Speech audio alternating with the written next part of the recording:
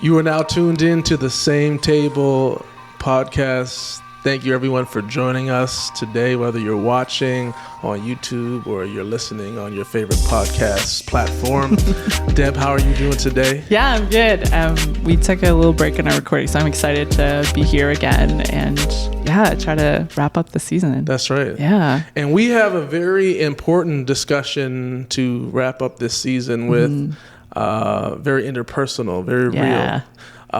One of my favorite principles of Deepwater Church is the ability to be raw and real. And so this episode is going to require a level of vulnerability and authenticity, because we want to talk about the hard work of healing. Yeah. And particularly when you're trying to be God's people within the diversity in which He created us, and how we find unity in that. Yeah.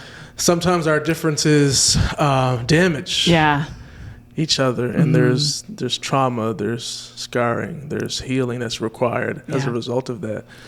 And also just in society in general, when you are a racialized, I mean, all people experience different types of hurt, but there's a particular hurt and trauma that has come by way of racism or prejudice or discrimination, both in and outside the church, which I know I've experienced, and I'm sure, Deb, you have, and I'm sure people tuning in have or may even be still wrestling with that. I think it's a unique type of hurt that happens, and especially relationally when a person is a brother or sister. Yeah. Oh my gosh. In Christ. And so we want a little deeper. Yeah, it is. It's a deep thing. Yeah. And so we want to just labor in this today, because there's a level of work required for the healing that God has for us as it relates to damage that's done through discrimination. Yeah. And I think that was something that as we were interviewing guests throughout this whole season, there was a lot of moments where like notes of that showed up in other people's conversations, and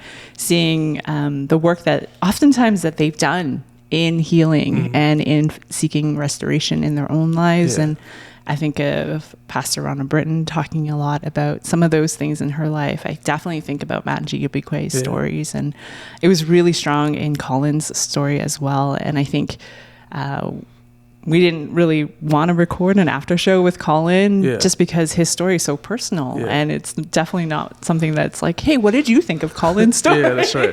But very much just start picking apart his testimony. You know what? He could have did better on this part, Colin. You need more trauma here. Oh my gosh. Yeah, we just really want to give that space, but at the same time, really want to explore and share a little bit of our own journeys of healing, or things that are hard to heal from, and what is that? And I think one of the things that really struck me is I remember even in 2020 when this conversation was really, really big in culture, it seems like there was a lot of accusations of I've been hurt, and like this thing has hurt me, or you've hurt me, and that sort of thing.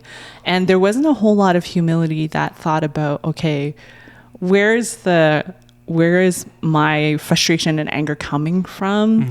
And I remember having conversations with some of my friends and colleagues about this kind of, how do you help people through this conversation? And I brought up the topic of healing. And I remember what struck me was a lot of people thought healing is at the very end. It was like, we got to seek justice first, and we got to find equality, and we need to, fix all these things, and then we can heal. And it really struck me that I was like, whoa, that's going to be problematic if we don't ever think that healing is such an integral part through the whole process, and not just like, I need you to tell me that you've accepted that you're wrong before I can heal. I think that's the part that really struck me. So anyway, Matthew, I'd love to hear some of the things that, as you're thinking about this hard work of healing, I don't know, maybe we'll start for ourselves. Like, what are some of the ways that you have what does that look like for you? For me, I would say, and this is when we're recording this episode, it's shortly after Easter. And so for me, healing really begins as a follower of Jesus with any issue, but let's talk about, I've experienced racial prejudice throughout my life, also in the church, and it's been deeply wounding, and it's very much undermined and created confusion in just who I am as a person. Mm-hmm. And it's something that has been deep scarring in me, just trying to reconcile who I am, particularly in my racial identity and ethnic identity. But for me, what fundamentally grounds healing of this type, but any type, is the cross. Mm-hmm. I always look at Jesus, where he was perfect, sinless. He preached hope, and he preached healing. He said, I've come to give sight to the blind, to set the captives free. Yeah. He had such a noble, prophetic, just message to help bring about life, abundant life and eternal life to those, especially those who are marginalized and who are suffering. I would say that's where he gravitated towards. Yeah. And he did all this, but still accused, harmed, beaten, rejected, abandoned, yeah. All these things. But he makes this profound statement on the cross, Father, forgive them, for they know not what they do. And there's something that is just, I would say, supernaturally compelling about forgiveness that is transformational. Transformational, I should say. Yeah. And so that's always my starting place. Anytime I'm hurt, I think the natural inclination is to want vengeance, to want retribution. There's a righteous anger, and I think that there's a place for that. I think anger is an honest expression, but often for me, anger, not just for me, I think for people, anger is really at its root a desire for what's right, for what's fair, for what's just. Yeah. So I think there is a place for that, but however, I have just found that being able to bring those hurts, those frustrations, that deep pain that has been levied against me in terms of experiencing discrimination, I just go back to Christ's forgiveness, and that's just my starting place. Right. And then from there, sometimes I've had to talk to a therapist. I've had to talk to friends, my pastors, people in my community, and even just being around other folks who have had similar pain and hurt, and just how to navigate that together. So I would say just my starting place is always the cross. If anyone in history ever had a reason to be bitter and resentful and unforgiving because I mean, you can make a case that Jesus experienced explicit racial injustice.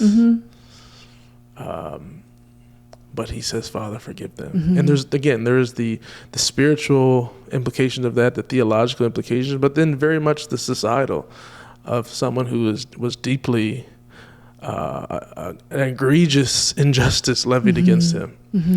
And yet he says, Father, forgive them. There's something profound in that I always go back to, that transcends my feelings and my hurts, and I just start there and then kind of build out. Yeah. I'm curious about some of those parts that you mentioned, Matthew. Like, I mean, I agree with you. Like, the only reason forgiveness is something that I go to is because of my faith in Jesus. And I guess it can feel really easy to say it that way, and it and the journey is hard. Like, that hard work of healing is really significant. Maybe you mentioned like therapists, and you mentioned friends, and like different things like that. Like, basically the different community pieces that can really help give you a sense of community and support. What is it like as how do you journey through the person or the institution or whatever it is that caused you harm or treated you unfairly? What is there an example that you have, or like, I do. What does that actually I would say the most difficult issue I've dealt with in pastoral leadership personally but also within the church, was around race, particularly during the whole kind of racial upheaval when George Floyd died during COVID. Yeah. And also, I'll just preface what I'm going to say, the story. Managing these hurts in, let's say, a black context or a black community versus being, let's say, a minority in a predominantly white community or environment, adds a layer of dynamics for me. And so, in this particular situation, I was in a predominantly white church, and I had a disagreement with a person. Well, actually, not even disagreement. I was on a podcast speaking into talking about just what is happening in our culture, where there's all of a sudden people have been kind of awoken to this injustice of seeing George Floyd murdered by a police officer, and all the kind of backlash and just really just the moral panic, just all the upheaval that happened. And so I was on a podcast just giving my perspective, and a member of the church listened. I don't know if they listened to the whole thing, but they messaged me and started to, my interpretation of it, they wanted to have an argument, particularly around comments I made about systemic racism. Right. And that's usually a piece that people disagree about, which is fine, but that was the point of contention. And at that moment, I just didn't even have the bandwidth to argue with this person. And it wasn't, I didn't sense it was a conversation that was to be pastoral or educational. It was really very confrontational. Yeah, very, what do I call it? Just accusatory, adversarial in nature. And I just didn't have the emotional bandwidth to even deal with that, because I'm still processing. Because every time there is an incident, like, and this is true being within the African Nova Scotian community, when someone dies, whether that's tragically, whether that's through natural causes, it affects all of us deeply. Yeah. We all mourn and grieve that together. And sometimes the rippling of that, the majority culture doesn't understand, because they often see things very individualistically, where we're a little more collective in that way, particularly around like death and real hard things. And then there's just the thing is that I find challenging is you realize that every time there's an incident or an injustice or a tragedy, like there's a compound effect. So it's not just that incident, it just seems to pile on this lifetime of incidents. It adds all, like, it's like, here's another thing to throw in the pile of, like, and it all kind of gets triggered, so it's all rushing back. And so I was very much feeling that, and so when this person kind of had this posture and attitude towards me, my first thought was, is this how all the white people think about me and these issues at the church? And again, I'm pastoring in this church of predominantly majority culture people who I love a lot of them, and they're all most of my interaction were very positive, and very much our relationship was beyond prejudice or discrimination. Like, there was real brother and sisterhood. However, I started to just immediately think the worst. I'm like, I gotta resign. I remember I was cutting the grass, just having these crazy thoughts about, like, okay, am I safe there? Is everybody there racist? Like, just my thoughts were just going crazy. And then I remember calling the board. It was just, I felt like this was something where I needed support, and the co-chair of the board was very reassuring and helped me kind of walk through my triggering and just kind of reason with me about what was true in terms of how at least he and the board, and I would say most of the church, really felt about these issues versus how I was interpreting through this one person. And so I just began to dialogue with him, and that was reassuring. And then there was a whole process with this particular individual in the church, and it didn't end well. And it didn't end with reconciliation, and it ended very much in division. And again, I found myself like I do with some of these, with many of experiences I've had with prejudice or racism or these types of discrimination, I just found myself really internalizing that. And I think being a believer, and again, idealistically as a family of God, I think that adds an extra layer, because our connection in Christ should be able to at least allow us to be respectful, and understanding, and have a level of compassion. Jesus transcends. You're like, can we transcend this? But yeah, but it was it was so like polarizing. Yeah. And so I'm and the hard part of it, and this is often what's really difficult, is anytime you're in a leadership position, or anytime you're just trying to show up in life well, it is challenging. But then you're trying to do that with this layer of tension that just exacerbates everything. And I picture it like there's like a bubbling in you too, that you're trying to like, okay, try to like not contain, but you're trying to process that for yourself, and then the expectations of leadership add something to that. And, for sure. And there's that incident, but then even in my current job, I had an experience where I felt like I was treated unfairly based on whether it's unconscious bias or straight up explicit prejudice. I would say it was more unintentional, but it's sad sometimes for me. What I find always the most hurtful is I'm the type of person who believes in a person's character and their integrity, and that should be able to be the most representative of who they are. And should be able to transcend whatever bias, prejudice, stereotype that exists. You're trying to think the best of people. And also not to be boastful, but I'm a successful person. I work hard. I contribute. I'm doing the right thing in life. You checked all the boxes. I'm not out here living backwards or being crazy. But you could do that, and you should not be treated any less. No, either. you shouldn't. But I'm saying, like, in my mind, how I rationalize this, I would think that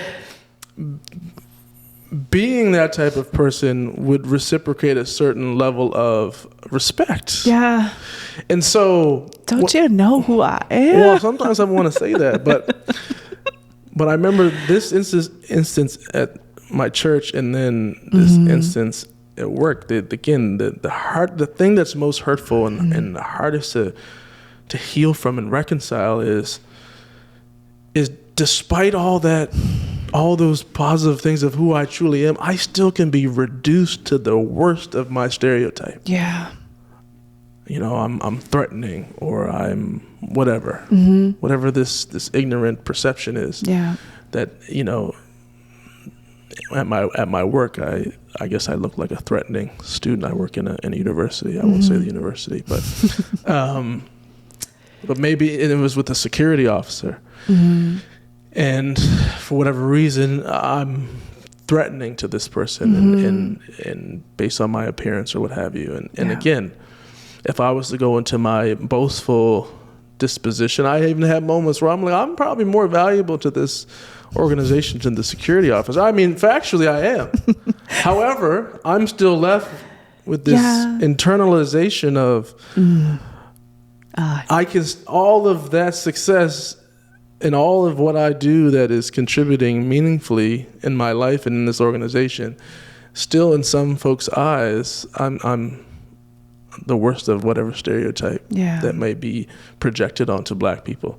So, and that's the part that stings. And I have a hard time. I have a hard time with that. I don't even really. That's where I need the grace of God to just like help me be at peace with it. And that's often with I would say deep hurts and traumas is often there's not necessarily always an explanation. Or that you're going to get understanding. Or even that you can fix it. Or that you can fix it. But it's just I do find solace in that God's grace is sufficient in that. And that is very much a contributing factor to healing. But when these instances happen, it definitely opens that wound. And I always come to just peculiar kind of confounding place where I'm like, why? Yeah. I think maybe for anyone who has a hard time understanding this kind of pain or this hurt, that racialized pain and trauma is it's different than other things because I'd love to hear your perspective, but I think for me, it's often like, I can't change this about myself. And everyone else has a different perspective or assumptions based on the way I look without any understanding of who I am or my story or anything like that. And you're completely reduced to what you said about like prejudice or stereotypes or different things like that. And I think it's like this inability to even see me as equal or like someone that is deserving of your curiosity to understand my story even. And I think the reduction and that treatment and the fact that I can't do anything to change the way I present myself, like I can't take away the parts of me that is like just seems offensive to you at this point. And I think that's what's so difficult, right? Like, and I think there's probably some similarities to gender-based, prejudice and stereotypes, similarities to like able-bodied or disabled. Like there's kind of similarities to that. And I think at the core, it feels so reducing. It feels so like I can't contort myself to fit the way that would be accepting to you. And I think that's actually why it hurts so much to some degree. And anyway, I'm curious if that's... No, very much so. And I would say one of the ways I have found healing in that complexity is to stop trying to contort myself and just to embrace what it means to be authentically me. Yeah.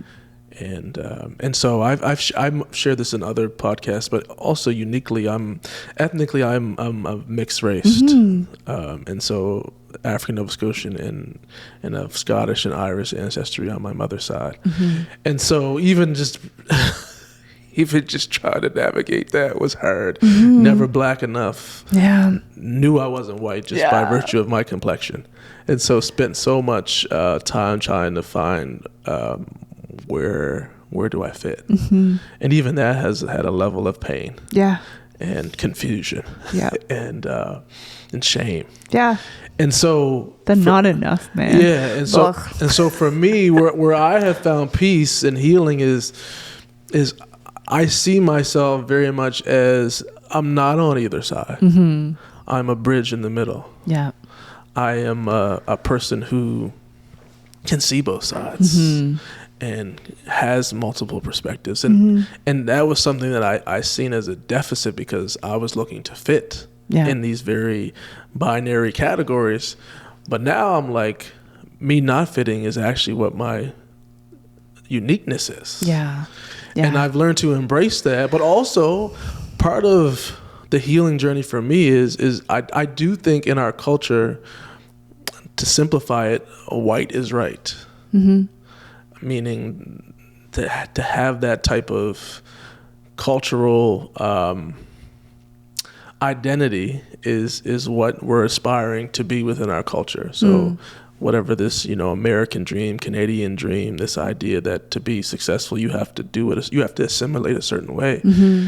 And I found myself really deconstructing that I can find value and beauty in who I uniquely am within my cultural context, and also some deconstruction of even like my African heritage, but being able to find something that is like, for me, if you ask me how I identify myself racially, I'll say mixed race. I mean, I'm okay with black terminology. I would also say, if I got real specific, African Nova Scotian, because I try to refer to myself more in ethnic terms than racial terms. And so I've had to go through a deconstruction of how society really pigeonholes and frames and categorizes is people in these racial categories. And I was always an anomaly because I never fit clean anywhere. But I found myself just being comfortable with who I am, but in finding that I had to deconstruct a lot of labels and perceptions, or even, as you use the word, trying to contort myself to fit these things, I just stopped doing it. Yeah. And I found that to be very healing. And I think I think for anybody who is trying to find, if you're watching right now or listening, if you're trying to find healing, particularly around racial trauma, is there's some things that we often are trying, and I know I have, of trying to live up to or trying to assimilate to, that is probably not serving you well and actually working against who you uniquely are. And so I found that journey to be very, very healing. To just, and I'll also say part of that pain of whether it's discrimination or not fitting, it is the kind of the fuel needed to really go on that journey of discovery for me. If I didn't have those encounters, even though they suck. And I think that's true for all pain, because God is redemptive. Like he uses everything to bring us into who we truly are. And so I would say that's been true. And again, that's where I find the peace, even though I still have a lot of question marks about the hurt that can be levied when people are prejudiced. Yeah, actually, it's the deconstruction part is like something I really resonate with, mostly because in some similar ways and different, I have like this, like I'm fully ethnically Chinese, but I have this third culture experience. And when I was growing up, obviously when I was in like a more majority culture or like, white space, it was super obvious that I didn't fit in that. But the thing that was always surprising to me was how much I was being evaluated in my own like cultural spaces about if I was Chinese enough and I remember like things like language being a big part of it, or knowing the cultural practices. And I just kind of grew up feeling that tension a lot in my community that I grew up in. But I remember when we went back to like Hong Kong, or when I went to China or different spaces like that, where, I'm part of the majority culture there in the sense that I'm entering a space where I could probably walk down the street and not draw a lot of attention to myself because I kind of blend in all of a sudden. I remember that feeling really bizarre, and feeling a lot of culture shock, and feeling a lot of conflict about why I felt the culture shock. And at the same time, in a lot of those scenarios, there's like a 1 foot in one culture, 1 foot in another culture that I couldn't quite make sense of. So it's like, I know some of the cultural nuances that I should be adhering to here, but there's so many of them that I did not learn this. I did not know this. My parents weren't able to teach this to me. And there's like this strange feeling of like, I don't fit in here and I don't fit in there. And I particularly remember being in China, and specifically because in Hong Kong they speak Cantonese. I have more Cantonese language, but like Mandarin is more of like the mainland Chinese, and I know a little bit of Mandarin. But the times that I was there, it would be with other people that didn't look ethnically Chinese. So the default was everyone assumed I was the translator. Everyone assumed I was the person kind of leading or guiding the group, even though I was just as Canadian as the people I was with. And I remember that feeling of, I don't fit in here either, in a different way. And just like, I definitely felt a lot of confusion about identity. And I think there was a lot of things in my life that the hurt and the trauma and experiences like that, it hits a core of my identity. So for me, the journey of healing has actually been about, I identify with what you said. It's like, I'm not contorting anymore. I'm just going to be me. For me, it's been a lot of like, I actually need to understand who I am. And part of that means like, who does God say I am? In the sense of like, he had purpose and intention. In my story, he didn't make you Chinese for no reason in Canada. Yeah. Well, like it's like this trust and a hope. It probably starts with more of like a hope. Yeah. I hope God had some intention behind some of these things, behind some of these stories, and it wasn't just some kind of like product of other people's decisions. Because I think maybe as a child of immigrants, it can feel that way. Oftentimes it's like, and I reflect that even in the African Nova Scotian story, there's like a lot of echoes of like, we're a product of many people's decisions. For sure. That you're not in control of. But yeah, I think a lot of it has come down to, often comes back to a place of, who does God say I am? And then my journey of healing is accepting like that to be true for me, and accepting it is one level and living it out is another level. So in some ways I've started to more in the last like 5 to 7 years, really, I feel like it's kind of trying on different clothes or trying on a different way of being. And it's for different reasons for me. It's not as easy, but that's been one of the ways that I've been kind of journeying. And so I resonate with some of the things you said, but also have like a different angle just because of like the story that I come in with. Yeah. One thing I'm always curious about, especially when we think about like the multi-ethnic church, is like, how does the church, when it comes to these dynamics, facilitate healing versus perpetuate the pain? Because often that pain actually forces people, because it's not managed well, to go back to their silos or their tribes or to their corners or to their communities. And then we have this very monolithic, segregated church that we just sit beside each other. Or we just are a collection of different people, but we don't know each other's stories. We don't lean into each other's pain. Or maybe we just straight up avoid it because we don't even know how to manage it. But I'm always curious, like, how does the church, especially the multi-ethnic church, because I think there's a lot of potential with that. I think part of us being together, God is using these differences to bring about healing and understanding to each other. But how do we actually embody that as people, but also have discipleship that can actually reflect, I think, God's heart for healing and liberation in the midst of the difference? Because again, that's to me how God works. He's not a like healing by virtue of separation. And also how you really get to, for me, I get to know how healed I am when I don't want vengeance against you. But I can still find love. I can still find the connection points. But I find what helps find those connection points is when there's an understanding of the harm. However, so I'm just curious what you think. How do we have a church? And again, I do think the multi-ethnic church has the unique capacity and potential, because you're diverse in all these things. To create mechanisms for that. But how can we do that where people actually are experiencing healing and deliverance and community and just that Christian one anothering?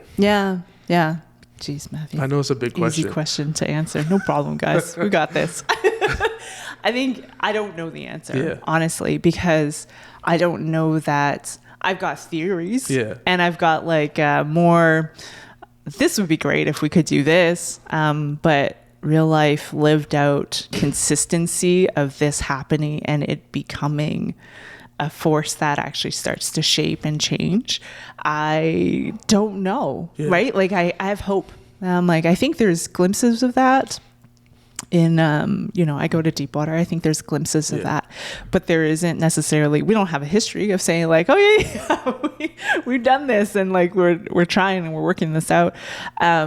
So I think my theories still live in a place of hope. But to take a stab at it, I think, there's a quote, and I'll pull it up. There's a quote that's really struck me. It's by an artist named Propaganda, and it's from his I think it's a spoken word titled "I Shout Like Me." Propaganda. Yeah, come on the pod if you want. It's true. I mean, I can text him, I think, but I think a lot of other people can text him too. Anyway, it's from his poem "I Like Me," and there's a quote that just says, "You need you fully present and process deep scars, because culture can only be as healed as we are."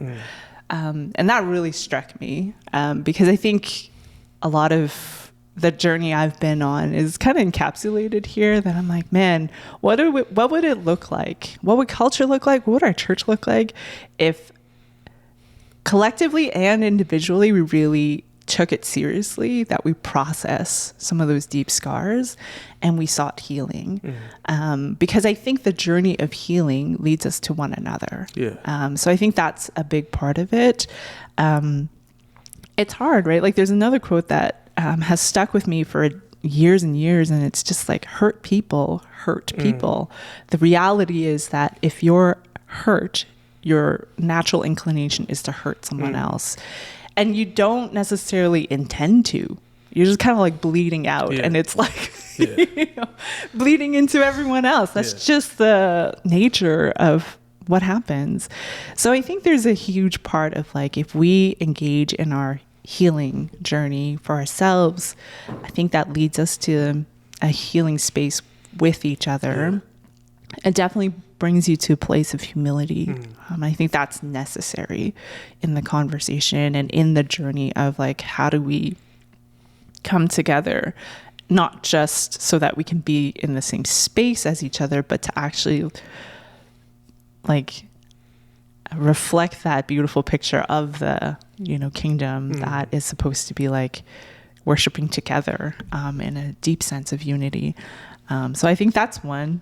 I mean, there's lots of things. I think there's intentional things that we can do in the church, like intentional learning, intentional making space for other stories. And this makes me uncomfortable too. So I'm right there with others who find this hard, like making space for stories that are really different, that ask some of those challenging questions of, like, why do you do it that way? Is that cultural practice, or is it, like, something that is, I don't know how to say this, right? But, like, is it like a culturally influenced way of worship, or is it kind of really just a reflection and a response to God, right? Like, and those are two different things. And I think there's a lot in our church nowadays that is mostly, culturally influenced. And I'm not saying that's wrong. I'm just saying awareness is really helpful to be able to further the journey and the conversation to get to a place where we make space for each other. Those are two theories and hopes I've got. What about you? Those are good hopes. Well, one very practical thing that I've experienced that has been extended to me and I've extended to others is I have a brother in Christ. He's a white guy. And because he knows me and I know him, he knows about my family, he knows about my culture, he knows about my story. Going back to what I was saying about when tragedy or something happens in the African Nova Scotia community, he used to be very curious about, like, why does everyone care so much? And, like, that was kind of confounding to him. But as we got to know each other and I would explain it to him, he started, every time something happened, he would text me. He'd be like, Matthew, I heard this happen. And even if it's on a more, global stage, but he understands that collective trauma response. Yeah. And that became real, not in research or in YouTube videos. It became real in our dialogue. Yeah. And even debate. But it became real when something in our conversation struck a chord in his heart enough where a way to love me, when something happened, he would reach out. Right. Matthew, you good? How are you? How's that landing on you? Why or what happened? And very sincere. And again, I tried to practice that with other brothers and sisters, especially from different cultural contexts, if something happens in the world, or just trying to understand. It's the intentionality, but also in order to know how to be intentional, we have to get close to people. Yeah. And I've said this before on the podcast, but it's not just a multi-ethnic church, it's a multi-ethnic life. Yeah. Do you live and journey with people who are different than you? Do you eat at their table? Do they eat at your table?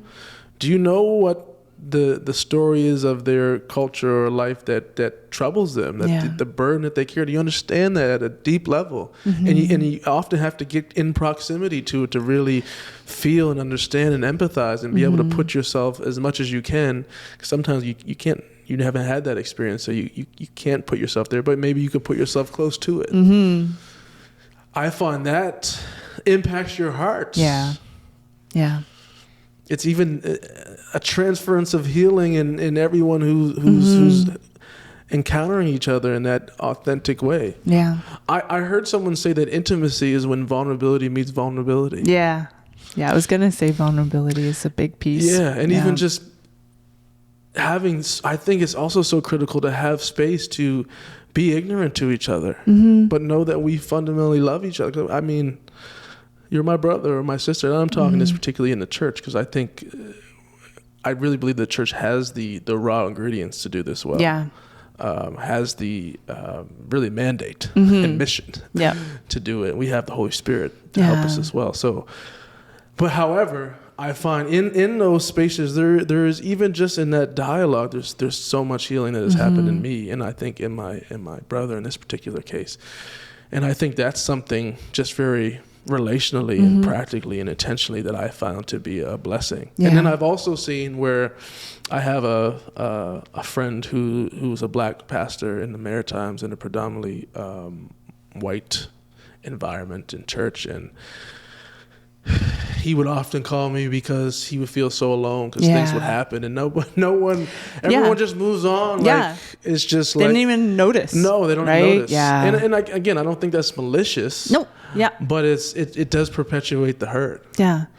It's not malicious, but when we become aware of it, we do have a responsibility to not just stay in that space of ignorance, right? Like, So, but even as like the courage it would take even for my pastor friend to even go and say, hey, I'm feeling this. Yeah. Or even just when we're looking at discipleship or holiness or just like Christ-like character, that hurt is not even necessarily a main factor into even the other things that they're battling. Yeah.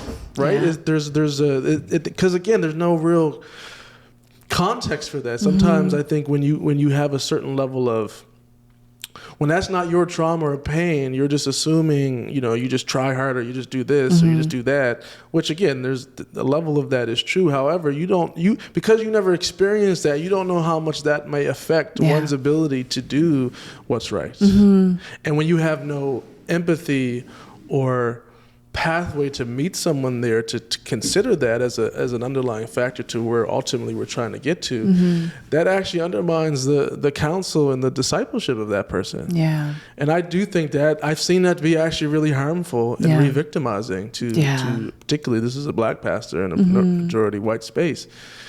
And you can't just give cliches and quote the Bible and just say, just get there, like I'm getting there. Well, no, there's other considerations that are unique. Yeah. And it's just having the willingness to be like, to just listen and hear and like just be intentional about that. Like recognize that's a thing. Yeah. Like it's not like, it's just, we're just living whatever. We're just in community. No, that is a thing for that person. Yeah. A deep thing. Yeah. A real thing. That is hindering their ability to follow Jesus in the way that they probably should. Or not even just a hindrance. It's the way in which they're called to follow Jesus. Yeah. Yeah. Like Jesus meets them there. Yeah. Is his body going to meet them as well? And so I just think there's things relationally that, of course, there's structures and there's discipleship pathways and there's all those types of things. But for me, it really starts with that intentionality and empathy and to be able to see a person and and also being a recipient of that, it does help. Yeah, it does. It does help you be seen and be like, okay, I'm known here, I'm accepted here, I'm loved here. Yeah. I'm gonna lean in. I'm not gonna feel like there's always this. Yeah. I'm waiting for the. I don't know that saying. Waiting for something to drop. The shoe to drop. Yeah, I think so, is what you know what I'm saying. Where I'm like, okay. Yeah. See, you guys are some type of way. I'm going back over here. Yeah.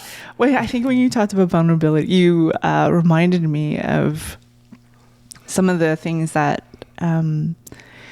has required a lot of courage to enter that space of vulnerability. And in different spaces, I think I'm grateful that I'm able to have others listen to me when I say, like, hey, when this happened, this was really difficult. And be able to point out when there's injustices, or if like something was that did not go down well, you know. And like you said, there's so many barriers to the person who's really experiencing it in a deep way to speak up to others, like especially leaders around you or above you, to say like, hey, that was not okay. So I can only speak from someone who has had to be the one to try to like speak up. I think there's lots of people who can speak up and do it in a very loving way, in a humble way, in a vulnerable way. But I remember for me, every time that I've stepped up and said something, it takes a lot of courage. And a lot of the times, like, there's many ways you can speak up. You know, sometimes you can really shout at someone. Can be kind of harmful to the other person, right? I'm not saying that you're not justified to do that. Sometimes, like, I'm just expressing my journey as that's authentic to me, like as a person that is like just doesn't shout. So for me, it's a lot of like being vulnerable about this is how it impacted me, and I just want to humanize that it's not a them that's out there, but it's me. Like I'm sitting right in front of you, and this is how it impacted me. And I think that has really, I've seen it ripple out into positive change. And I think another thing that I've also encountered, and it's one of those things that like, it's important to point out those things that have happened that are good, that are positive. So I think it's important for me to say, I've also been on the receiving end of apologies. And that is probably one of those incredibly profound healing things. You don't always get them. And in fact, most of my life, I just assume I'm not going to get them. But I remember there was a couple of things that had happened over a number of years in my work. And some of it was around the topic of racial reconciliation and speaking into injustices and different things like that. There were some things that just went down, and it was painful. And I was involved in some of those spaces. And I also watched a lot of people get hurt in the process. And myself, I also experienced hurt. But I remember, and it came probably a year or two afterwards, but an apology is never too late, in my opinion. And somebody in my work that had significant like power in the sense of like leadership levels actually reached out to and spent a long time chatting with me, hearing my story and the impact of those incidences and those years, the impact that it had on me, but also others that I was with in this whole kind of journey. And I remember the apology being so heartfelt, so meaningful, because this person had actually sat down and listened to me deeply. And there was a lot of like exchanging of tears, like there was like a weeping over what had happened, and a sorrowful sense of regret. That was like incredibly meaningful to me as a person that had like experienced the hurt. And so I think, you know, like, that's what I mean by humility. Like, the vulnerability invites vulnerability. I agree with you. And there's like such a sense of a need for humility, for healing to happen. It was so meaningful to me. And that's what these emotions mean right now. I really hope that the church can be vessels for that kind of those realities and those pictures. Yeah. So it's like I've seen glimpses of it, and I really hope there's longevity and consistency to living in those ways. Yeah. Yeah. Sorry, guys. It's okay. Yeah. I don't even know what to say. I know. I mean, you asked a big question, Matthew. Yeah. And I think, there's like this beautiful picture that we hope for the church. And yeah, maybe we talked really big, right? So maybe we'll recap. There was like a personal journey in this whole hard work of healing. Yeah. I think there's a collective journey in the church as well. Yeah, I'd love to give you the last word because I'm just composing myself. No, Dev, I appreciate your authenticity, and to me, that's part of the hard work. It is a deep thing. It is it's a wound that is that ripples and reverberates in your whole being when you have that type of hurt. But I would say, again, for me, any type of redemption that God brings about, whether it's from abuse or from, domestic abuse or any type of abuse, whether it's sexual or it's alcohol abuse, any type of trauma, I think, and including racial trauma, I think the power of God and the power of His redemption, and also what brings about healing to others who have those experiences, but also people who need to hear the depth of the pain that I think brings about awareness and just pricks. Yeah. If you can't be empathetic and soft towards, and I always think about Psalm 51 that says God never turns away a repenting heart.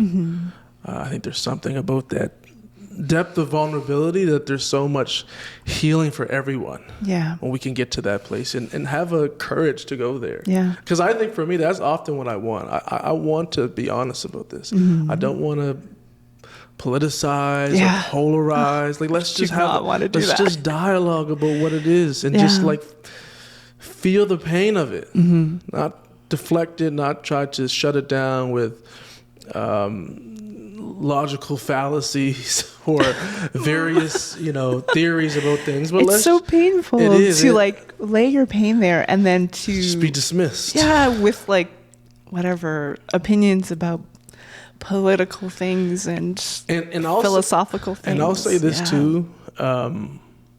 This is more of a word of wisdom.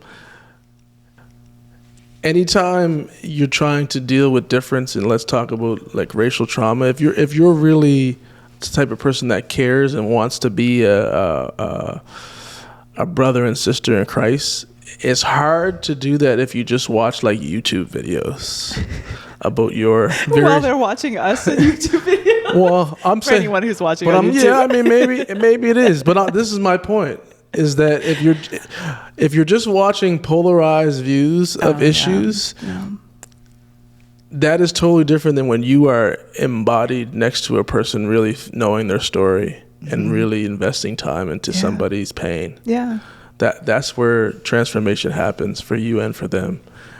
And if anything, when there is this veil in between, call it a screen, all that does, in my opinion, even in my own life, when I get stuck and go down those rabbit trails, is it just creates a veil. It creates a hardness because we're not arguing with theories and concepts and ideology, which is often what's purported on videos. You're dealing with a human being that is hurting, that is traumatized, that is wrestling with things, that wants to be loved, but also your love and care helps. It helps the journey. Yeah.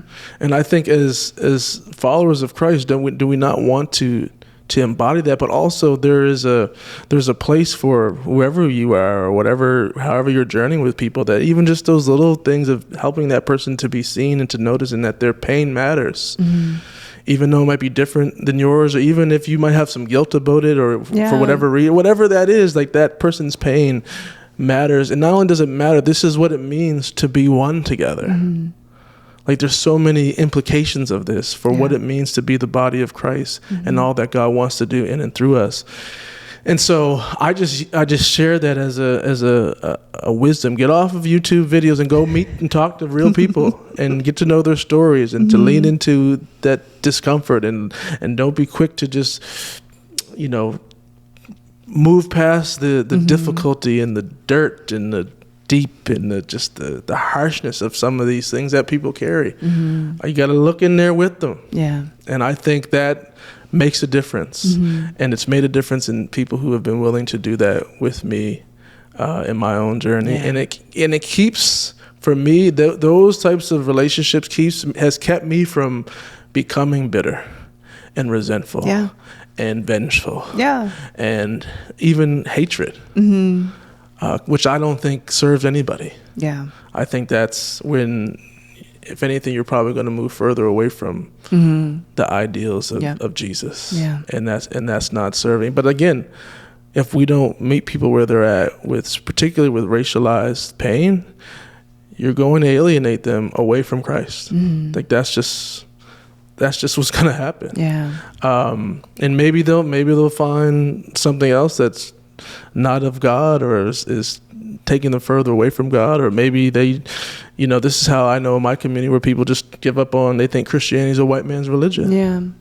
Yeah. Or even like they don't even see me, so this isn't like, I can't find a space in this community. Where's this Christ that's supposed to be loving? Yeah.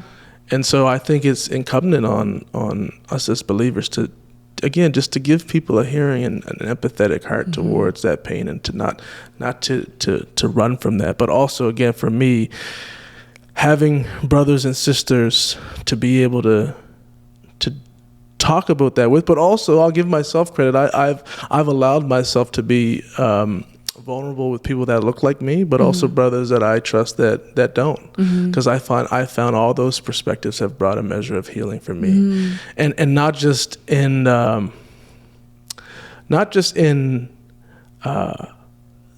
areas that they agree, but also I find in areas where they're comfortable enough to ask me about their ignorance and things that they're thinking through of how they interpret something. Because I just find that to be so interesting, that curiosity. I learn even from them that I'm looking at something one way, they're looking at it, but interpreting it totally different. And that helps me be empathetic of where they're coming from, and that I can remain soft and tender towards, people who may not have that experience, and may even not know what it's like to have racialized trauma, but it helps me just to see their perspective, that I just think helps me to be more well-rounded and more, again, I can't expect them to be empathetic and not to empathize in return. Yeah. And I think that is the pathway towards, it has been for me, towards healing. And as I said in the beginning, and I'll close with this,